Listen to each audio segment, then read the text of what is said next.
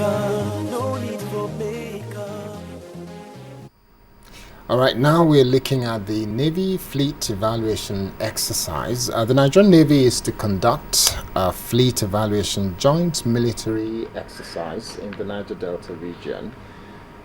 This is in pursuance of Mr. President's mandate to the Nigerian Navy to stamp out crude oil theft, illegal bunkering, and piracy in the maritime domain of the country.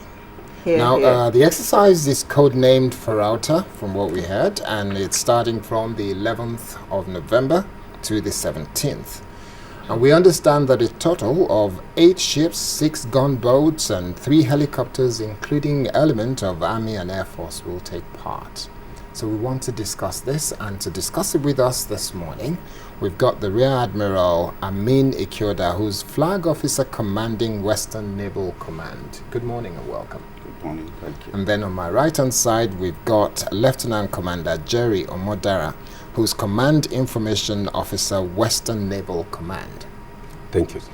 Great to have you. Now, oil theft is something that some of us are extremely passionate about. When you consider someone mentioned here, 250,000 barrels, not a year, not in months, not a quarter, a day, that is being stolen. And the implication is what the president has referred to as $7 billion, not naira, $7 billion dollars that is being lost annually. This is mind-boggling, disturbing kind of statistics. Now, the evaluation exercise that you're going to carry out between the 11th and the 17th, Rear Admiral, tell us, how do you want to do it? What are we expected to get from this exercise? Yes, thank you very much. The exercise is going to be carried out around the Bight of Bonny. Mainly, we want to focus on the Akasa down to the Escravos region, where most of these criminal activities, most especially the issue of oil theft, takes place. So that is where it's going to take place. And like you rightly said, we are massing our ships and the Nigerian Navy Air Arm 2 to be part of the exercise, so that we generally go there, comb the area, and specifics have been given as to what we are to watch out for during the exercise. Could you highlight some of the specifics? Because it is worrying when you look at the level of sophistication that we hear that these thieves have developed. Yes, most especially we are going to watch out for ships in our waters. We are going to carry out what we call board and search operations and try to investigate what these ships in our waters are doing. Those that are legitimately there will be free to do what they are supposed to do. But all those that are illegally present will be arrested. Lieutenant Commander Omodara, you have named this Farauta. Yes. Please, why Farauta? What's the meaning of Farauta? Farauta is a Hausa word for hunting. And if you know the kind of operation we carry out, we are going with not less than 8 ships, as we have said, with some other gunboats. So hunting for those that are not supposed to be there. Okay. Where they are there, we arrest them. And in case those kind of activities will give us a lot of other things to look up to.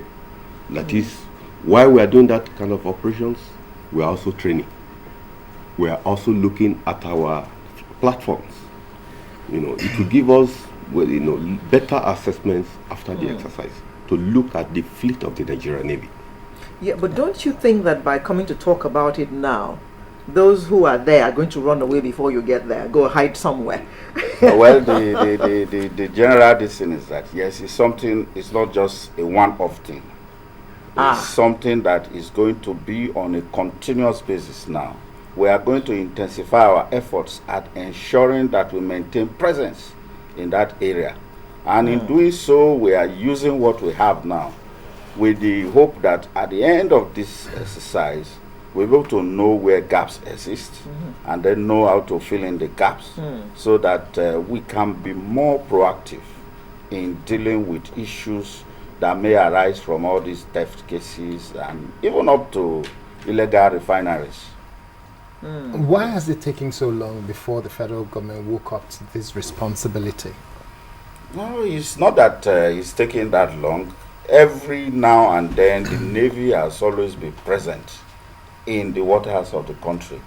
But the magnitude that the issue of the theft of crude has attained has become so mind-boggling that we have to do all that we can to ensure that we nip it in the bud. I watched a documentary recently by one of the oil companies, and it showed that there are ships that come, or vessels that come into Nigeria to cut away our oil, and it doesn't look like the Navy or the Nigerian government had been aware of some of these things because they're not being patrolled on a consistent basis. That might not be too correct. We try to be everywhere. You see, the Nigerian maritime space is about 84,000 square nautical miles. Okay. And that gives us a very large expanse of area to police. If we bring it back to something that we can, 84,000 square nautical miles. Square nautical miles will be, in terms of land mass, will that be 200 miles or 300? When you want to compare that water space to the Nigerian land mass, it's about a third of the land mass of the entire Nigeria. Country. Okay. So you now imagine the enormity of space. And how many naval officers do we have? To operate in. How many naval officers do we have in Nigeria? The total strength of the Navy is just in the region of about 15,000. Okay, so we don't have enough people then. Yes, not we have people, but what we really require now is to have more platforms. You see, Nigerian Navy has undertaken so many operations that over the years has led to the degradation of the performances of this our craft. The last major acquisition that the Nigerian Navy had was in 1988. And when you look back, 1988 to now, you look at the gap.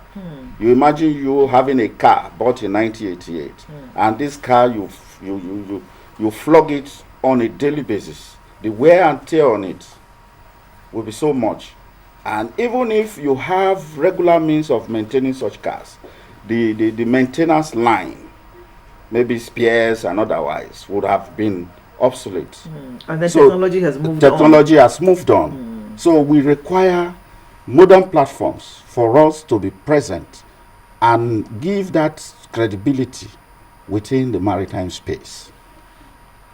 I'm sure that in light of what you have just said, the Navy will require quite a lot to be as effective as it would want to be in carrying out its duties.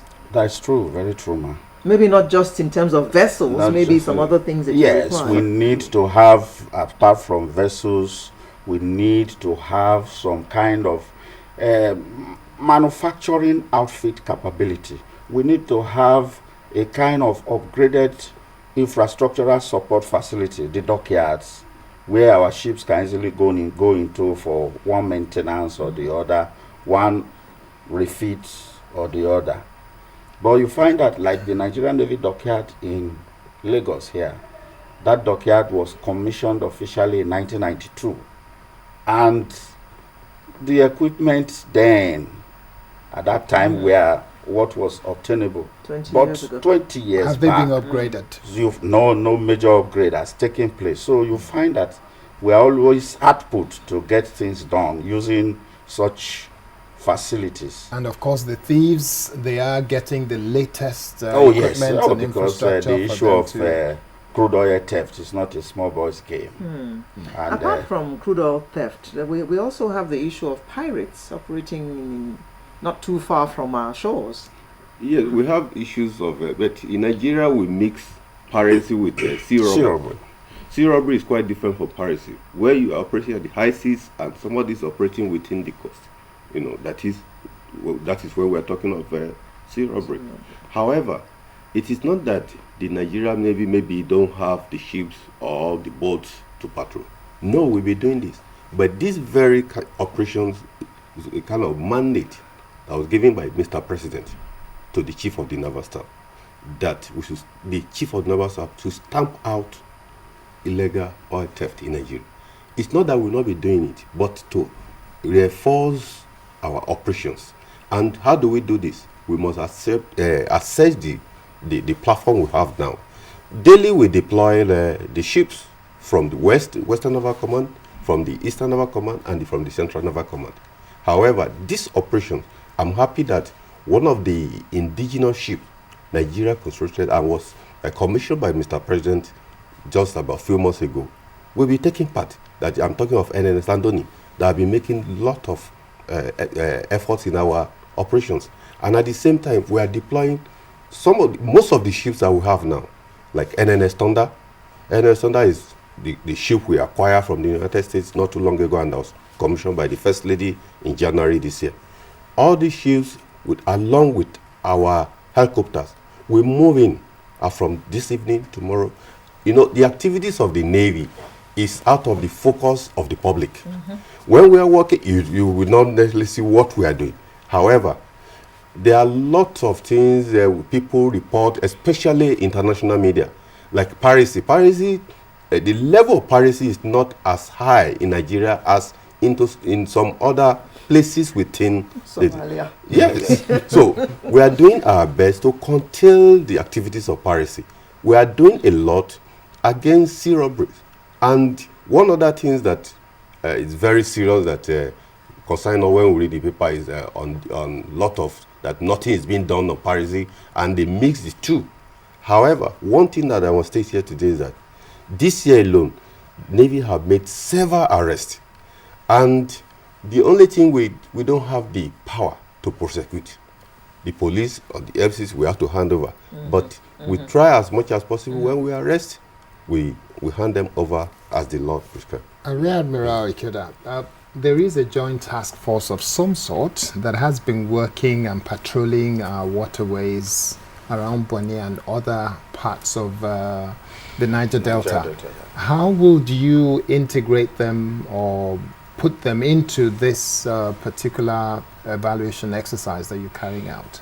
Yes, that is why you find that part of the people participating in the exercise, we have the Army elements, we have the Air Force elements,